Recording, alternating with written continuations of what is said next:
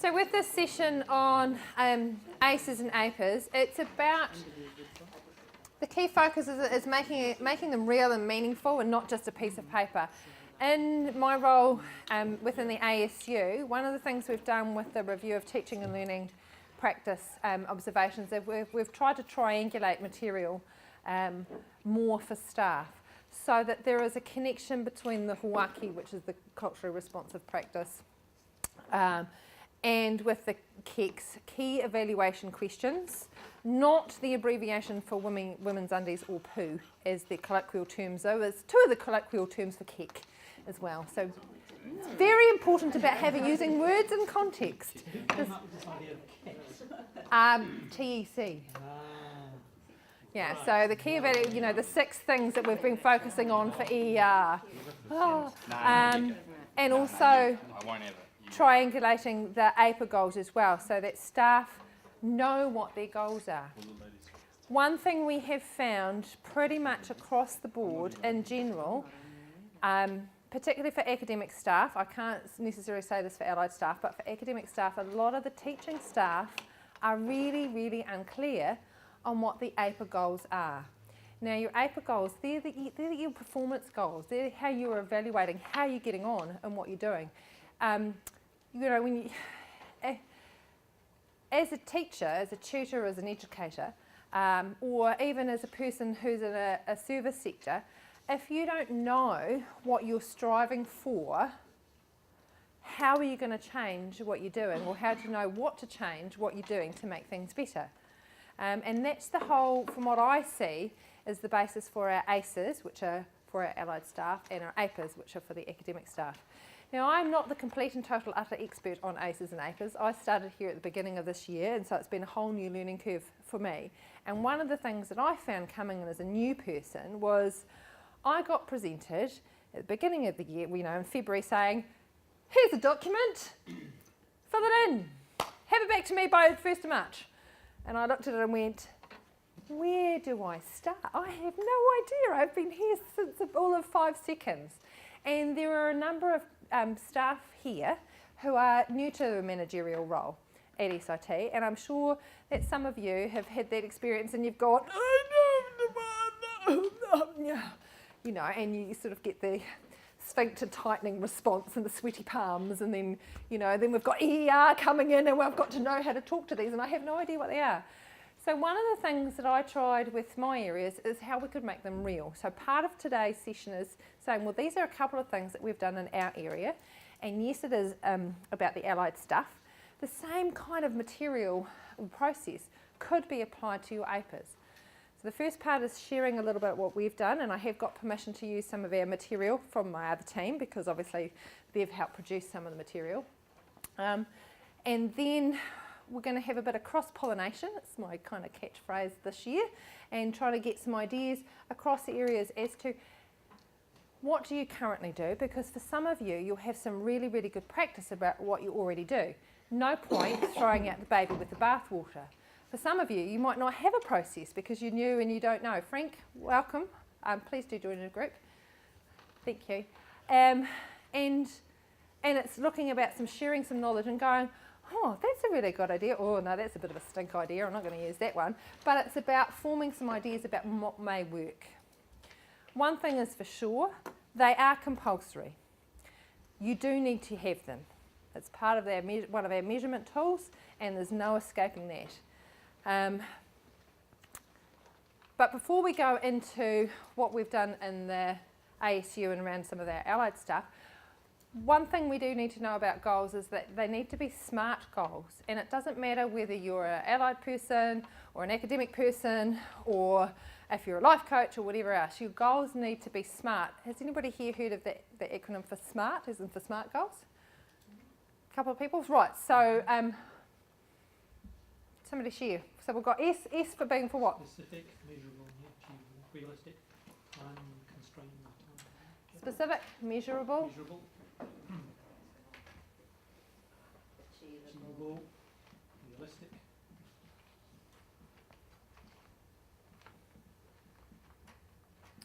And time bound. And this is the basic tenet that has to underpin all of our goals. So if we don't have those things, you could just have any kind of fly-by-night kind of fancy notion. But you've got to actually pin your goals and a little bit of reality. You know, so I'm going to have 150% of my students pass with A's. Slight problem with a goal like that.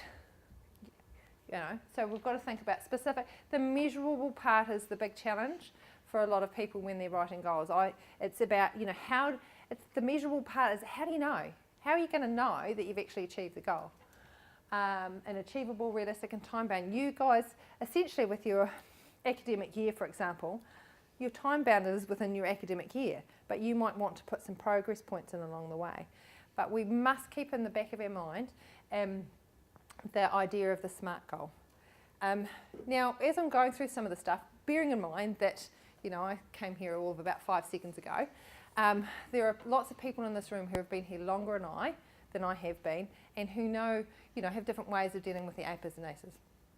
The idea with this is to make it communicated to our staff so they have an idea of what they're doing as well. So with that in mind, please feel free to interject, to ask questions, to challenge what I'm saying. It's all good with that kind of stuff. So what we've done in our area, so we have ACEs, allied service something, they're just our evaluation stuff, they're all kind of the same. So what we've done, when I came in with the ASU part, the overall part, I couldn't find any documentation as to what kind of what my role entailed. We kind of had an overview. So ours looks a little bit different. So what we've done with ours is we had to really break down our key tasks of what we were going to do. And that formed the basis of our ACES. So we have a different template. And the ACES template and the APA template are different because they're for different functions. And I do believe that the APA template is going to be different for 2018 than it was for 2017, I believe. Just to put it out there, just don't shoot the messenger on that one. Now hopefully I'll be able to get this right. I think that would be Marie. So what we've done in terms of with ours, this looks a little bit different, and I'm a little bit IT challenged, to be fair. So to try and make our goals real, what we've now done is with our monthly report, and we've got our key areas in our monthly report, and we have linked it to our ACEs and to the KECs that are relevant to that particular area. So for us, teaching and learning are KECs 1, 3 and 4. Governance and management was 2, 5 and 6. So within my area, it's not all of the KECs are relevant all the time. So these are some of the things, and you'll be able to see quite clearly from here, this is kind of the stuff that we do within there. And so it made sense to us to go, well, we've got our key evaluation questions, and we've got the 2.1, 2.2 and 2.3 sections of the ACE or APA, so around your service and your Māori and Pacifica and under 25s and internationals, etc., and your teamwork part. So with our monthly report, and you could do this for the various programs for your academic, you could have, you know, and you'd have your goals that you've identified. Now, you'll look at these improvement goals and you go, but they're not, Sonia, you've just talked about SMART goals. They're not SMART goals, they're just a list of actions. Yes, they are a list of actions, because within our area, because we didn't have, with a newbie coming in, new person coming in, and there's a bit of back history as to why things weren't necessarily 100% clear. In terms of the position I came into had been vacated. For those of you who don't know, the person who had my position before me passed away, and the position had been left vacant for a period of time, and that person had been quite unwell prior to her passing. So there was a whole lot of stuff. There were some gaps, and it was just the way it was. And so this is our rebuilding. So we're looking at, you go, no, these aren't improvement goals. No, they're tasks for us, but ideally you'd normally put in your improvement goals, and I'll show you an example of where we've done that. So then we fill in our actions to date, and this is where our evaluation part comes in over here. So every month we give ourselves a formative rating on how we think we're doing for that ACER. A lot of the time what I've heard from staff has been, oh, we just do our rating at the end of the year. And you've got it, you know, you do your ACER, we do it, you know, really quickly. We might have some discussions in November, December with our teams about how things have gone, and we finish it up and set our new goals in February. And you're going, often, for some areas, they're scrambling for the evidence of what they've actually done. Because we're incorporating this into our monthly report, we have a record evidence, and we've got to have that evidence of what we've done. And with that formative ACER rating, we can then compile over the 12 months, or however long for your academic year, what you've actually done and your formative ratings. Because then you can't suddenly go, yeah, we were excellent, when all along your formative ratings have been good, good, adequate, good, and then all of a sudden at the end you're excellent. So this just gives you some ongoing material, and when you have to pull data out, it's already there, and it's a bit more timely, and you're not trying to think back, oh God, what did we do in March with that particular group of students, or that cohort, or that intake, etc. And so at the bottom of our document, this is quite a big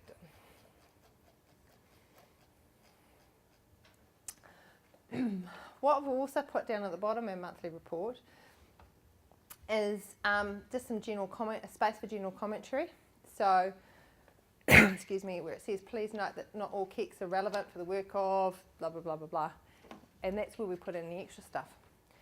So within that, any questions about that format so far?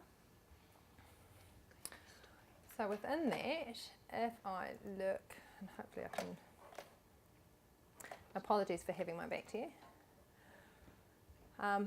Yeah, please be aware that there is some information here that, you know. Okay, so this is kind of how we've gone through and filled as an example of the things to date. So here we've got, specifically for our month, these are all the things that have been done. So just for that particular task or that particular goal. And we've given ourselves a rating, and we use the guide and the rating as to how we think we're going, and linking it back to, you know, more than the 90%, etc., etc. And that gets attached on. And then we'll just, so, and then it just keeps going, etc., etc. And I'm just very quickly scrolling through some of that because of the range of information. Where is it on the screen? Now, in terms of how it might look in terms of actually got, this is a one which we've done for the bookshop. It does normally have an ACER rating in there, but we're having a few issues with our IT stuff, whereas when things are sent through email, bits are being missed off tables. So we'll be calling contact desk about that one. So in here on the left-hand column, you can see what the improvement goals are and some actions to date. And what we've done, and you can't probably see it particularly well on the screen, is we've shaded the areas slightly so that all the 2.1 actions, the goals that relate to the 2.1 actions are slightly shaded, so it differentiates them between the 2.2 and the 2.3. And it's really easy to set up a table. And what I had this discussion with my staff when we first started into is this is a trial system, and the feedback so far around doing it this way, the staff have actually found it really good in terms of their monthly reports and their ratings, because they can dip into the report anytime they like. They've got the template already set up, so that's what I did as a manager, was set the template up and put the goals in. And the goals, of course, were set following the we had a meeting where we discussed last year. Some of the areas had ACER goals from last year and improvements and stuff, and some areas we could, there was no documentation. And they have found this particular system really good because when there's, with there's been email communication or something else, they can put that in there in the report while it's fresh. And they've found that being able to delve in and out of it with frequency has meant it hasn't been such a big drama come the 15th of the month when I expect my monthly reports in to me so that I can have them to my manager by the 20th. It's not a big issue. It's something that they can add to and reflect on, and because they've got that time frame, they've found it really manageable.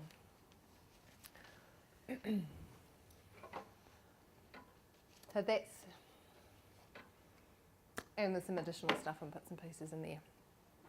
Now, to try and make it meaningful for our staff, what we've also done is we've taken the ACER goals for that particular area, and we've put it into the staff members' performance appraisal. Excuse me. So, for example, in terms of the bookshop, Heather Botting is our amazing person in the bookshop, and she's given me permission to share this. It's not this is a sort of just a blank templatey piece that we're looking at. Oh, go away. That part. So, and we've taken bits from the job description. So in your performance, certainly with the allied stuff anyway, you've got all the various areas you have to fill in. And what we've done is, in the section for other, we've taken the ACER improvement goals and put them into the staff members' performance appraisal. So because we revisit that several times a year, certainly in the allied staff, I'm not sure how it is in the academic staff with your performance appraisals, whether you'd have just the one meeting a year or we're supposed to have 3 during the year. Excuse me. That this keeps it on top. It keeps it in people's minds what they're trying to improve on and what they're trying to work on. So that, I know that when I can ask my staff, because they're filling in those sections every month and giving themselves an idea of a rating every month, and because it's part of their performance appraisal that we, revisit at least twice a year and have the final meeting, it's to the forefront and people know what the goals are, and at least by filling in the monthly document, if anything, it's being smack in their face. So that's an example of how we've tried to make it real for staff. And so far, and this is what we're trialling for us, and in terms of the communication and getting the message across. And so far, the staff in my area seem to be liking that approach because they know the expectations, they know the goals, they've got evidence. So when they come to do your performance appraisal, especially the final performance appraisal, they can go, here is my evidence. Here's my 12 months of evidence of what I've been doing. This is how I think I've been doing against the goals. And of course, when the reports come in, there's a chance for discussion around that anyway. And so it's evidence-based information, which I think is quite important. Any questions so far? So the idea might be then is, well, how can we translate something like that to an APA? Yeah, you're right, Catherine. In terms of, can I do that in my performance appraisal for my tutorial staff? Can I adapt my monthly report so that it's not just me as the program manager writing stuff of what I think have happened based on conversations that I've kind of had in the hallway or over coffee during my morning tea break with my staff. Now, the idea of having you folk in groups with different people is to have some conversations around what is it that you actually do in your areas for your APAs. So, sorry, excuse me. How do you write your APAs in the first instance? Who is it that writes your APAs or your ACEs in the first instance? And some of you are going, I don't even know what they are. Anybody here actually not really know what their ACER or APA goals are? Actually, to be, yeah. Do I know what all my ACER goals are? No, I don't know what all of them are off the top of my head, but I know where I can find the information. Do your staff who you manage do they know where to get that information from? Have they been involved in the decision making or the goal setting? If you want a really collegial team approach who are really invested in what they're doing, they need to have some ownership of what some of the goals are. As a manager, yes, you have to kind of say, well, we want to be a little bit future focused and vision focused and aspirational, etc. But how are you going to promote that to your staff so that they feel invested in the process? Challenging question for a Monday afternoon, especially after afternoon tea. So, in your groups, I've got some, would you mind handing out some paper for me, please? Okay, I would like you to discuss, and it doesn't matter whether it's an ACER goal or an APA goal.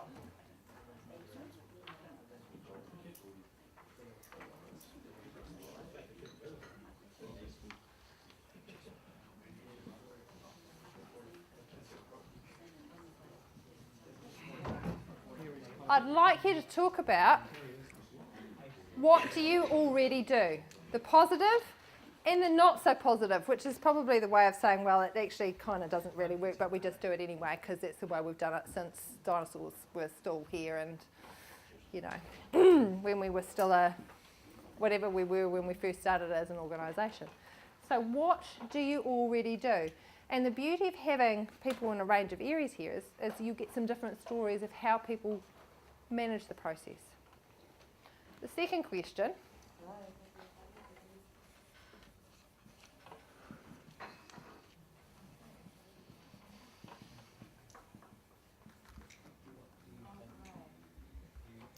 what do you think you could do better? And I apologise for the faint black pen, I forgot to pick up the decent ones. So what do you think you could do better? And the third bit.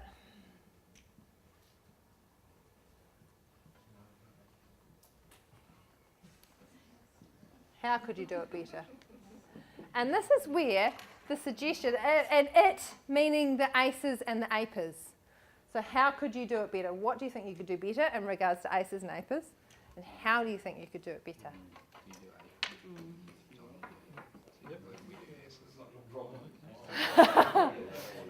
So,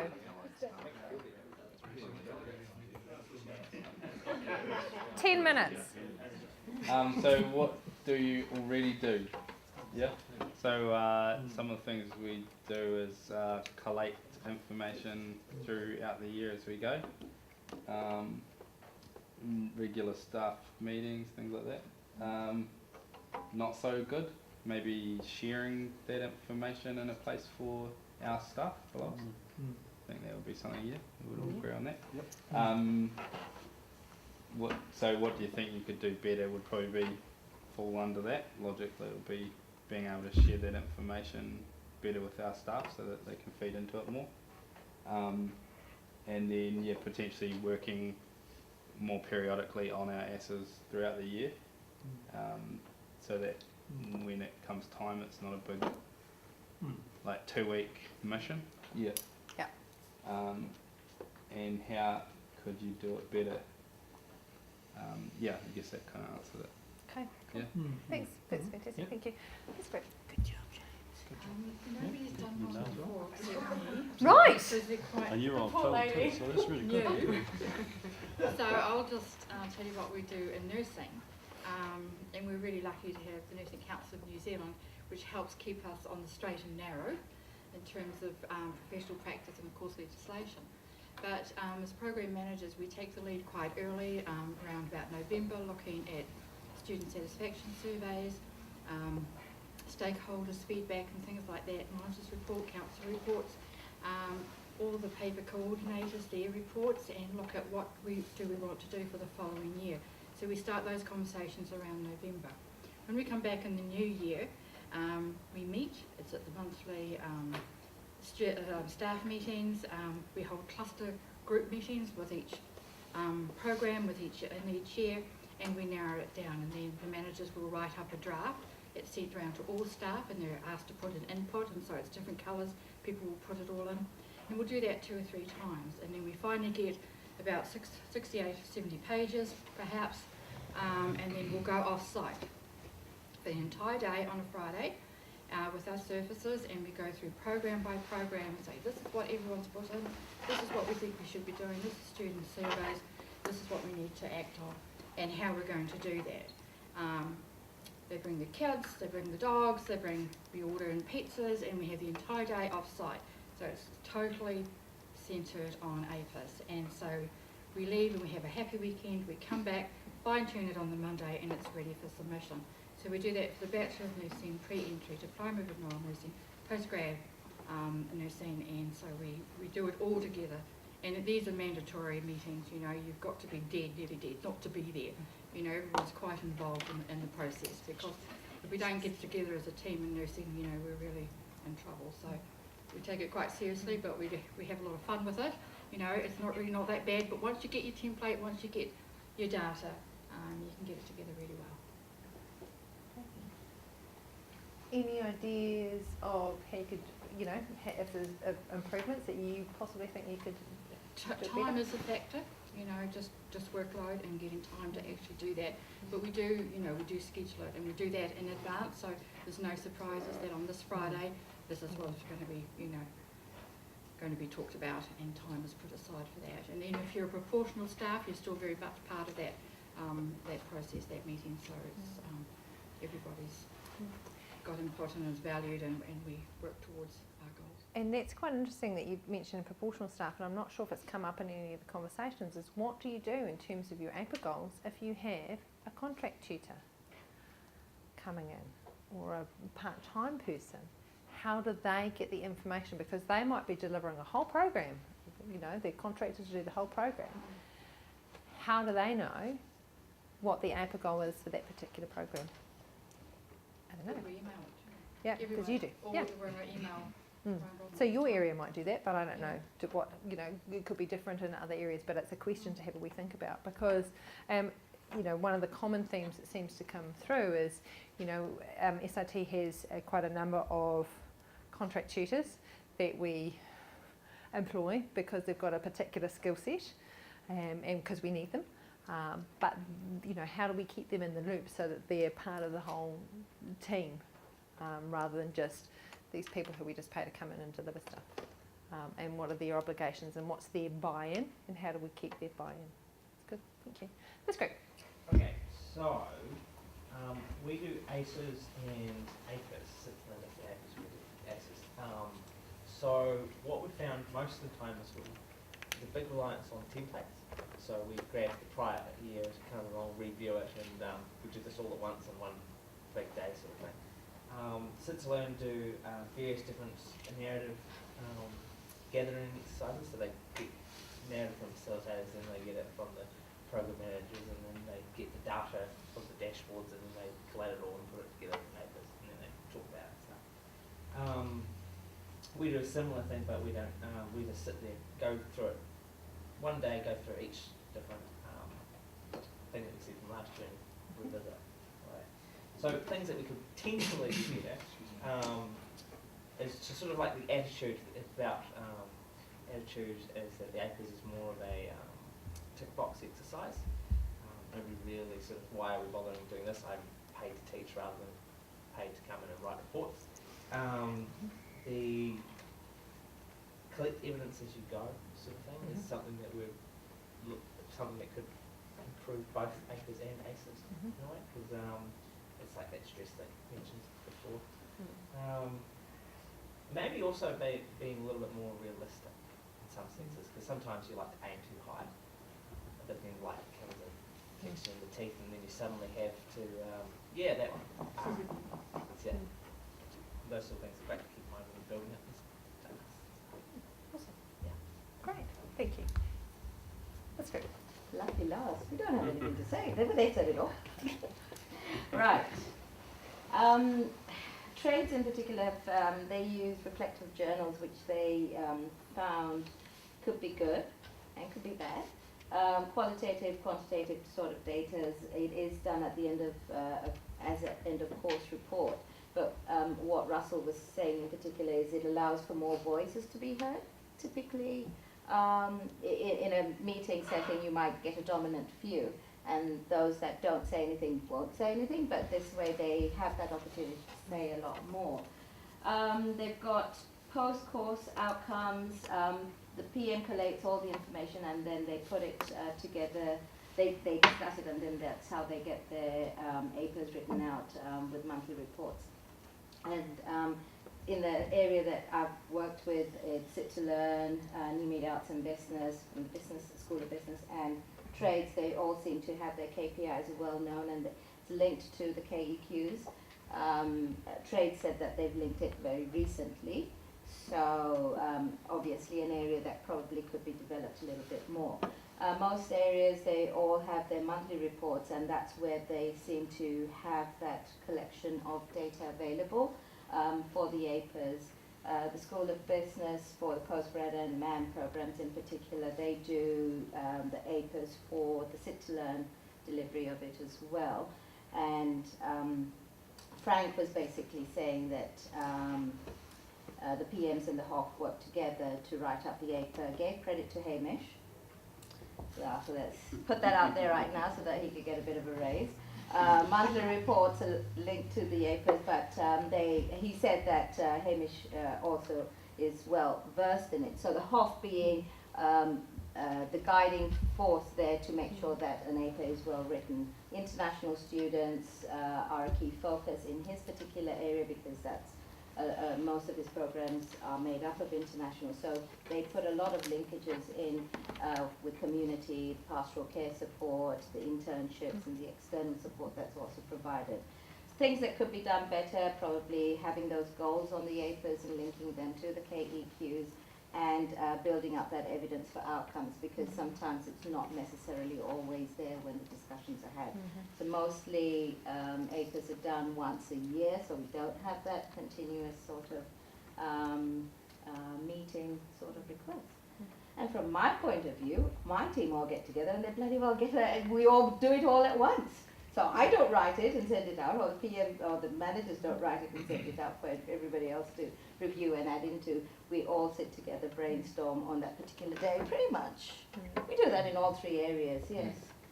We do. Big time. We do. The And teamwork it is a collective, it's a collective sort of, it's a collective effort. But for us it's pretty easy really, because we've got X number of international students, X number of Fs, X number of ads, X number of TVs or whatever productions that we've got. So very, very smart, easily identifiable sort of goals. That's from the service section. That's it. Thank you. Who here in their areas has their APAs or ASA goals linked to your staff's performance appraisal? Just out of curiosity. I do. One area. One of the discussions that we had with another group was about when you collect your evidence and your bits and pieces, that where do you store that material? So, for example, if you're the person, the repository of that information, and heaven forbid you get hit by a bus tomorrow, where would somebody go to get that replaced, find that information? You know, we know that we are supposed to put stuff on Z drive, and some people like to store that stuff on, again, on their own hard drives for a peace of mind. Can I get clarification around Z drive? Can we actually store Travis! Z drive? And SharePoint. Travis, Anna. What would you like to know? What would you like Can to we know? use Z drive Z drive for what? to store things? Like, could I Yeah, have a folder? but what thing? Like, Program stuff? yeah, No. yeah. There is a, SharePoint. for all things program Like related. admin stuff? No, admin stuff at the moment stays on Z drive. For now, they will go on SharePoint. But at the moment, all program like course stuff, you know, stuff you give the students, stuff you're building, all that. I'll goes on contact you SharePoint. because I just want to know where I can put. Yeah, and it's yeah.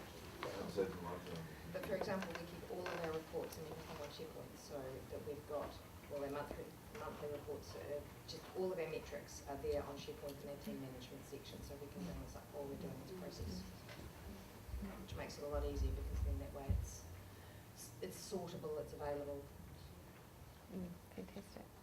Right, so that's kind of wrapping. This section has more been a little bit about here are some ideas, here's some food for thought, something to think of. Some of the key things I've sort of heard from the various groups is about collection of data in an ongoing fashion, rather than just, oh my gosh, we've got to do them, and so that's been something.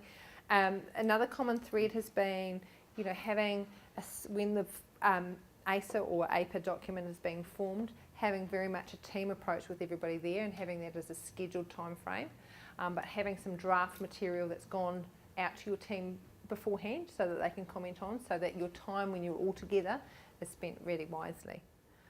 And there's lots of other snippets of ideas, and the challenge now for you as managers is to think about, well, what did I hear?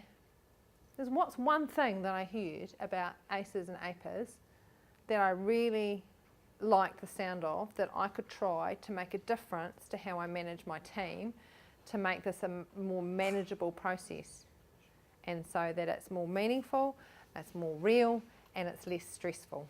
And that's the key thing. So the challenge is for you is to decide what's one thing, just one thing. If you want to do more, go for it, knock yourselves out. But at least if you take one thing from here and try and implement it from the collective wisdom that we've had, that would be fantastic.